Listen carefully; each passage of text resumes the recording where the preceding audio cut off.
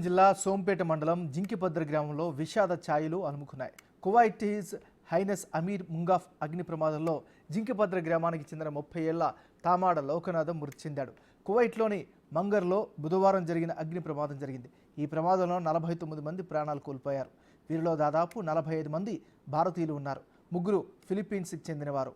చనిపోయిన భారతీయుల్లో శ్రీకాకుళం జిల్లా జింకిపద్రకి చెందిన యువకుడు ఉండడంతో ఆ గ్రామంలో విషాద ఛాయలు అలుముకున్నాయి.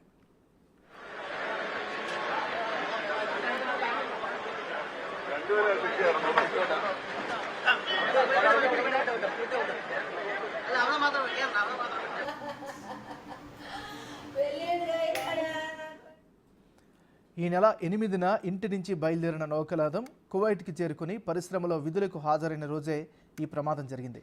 లోకనాథం మరణ వార్త ఆయన కుటుంబానికి గురువారం అందింది. ఒక్కగానొక్క కుమారుడు చనిపోయాడంటూ వాళ్ళందరూ కూడా రోధిస్తున్నారు.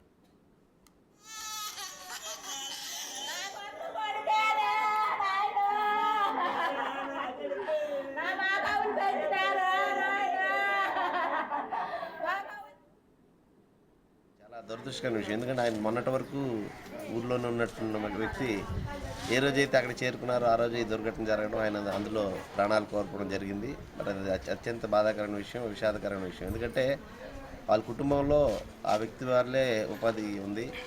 మరి అటువంటి కుటుంబానికి పూర్తిగా వెనుదన్ను లేకుండా పోయింది ఈరోజు.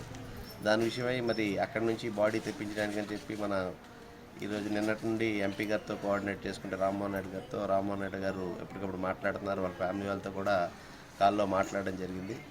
ప్రభుత్వం నుంచి అన్ని రకాలుగా సహాయ సహకారాలు అందిస్తామని చెప్పారు. బాడీ రావడానికి తన వంతు కృషి చేస్తూ ఈరోజు మన కొచ్చి వరకు చేరింది. ఇండియన్ ఎంబసీ వారు చెప్పడం కొచ్చి వరకు చేరింది.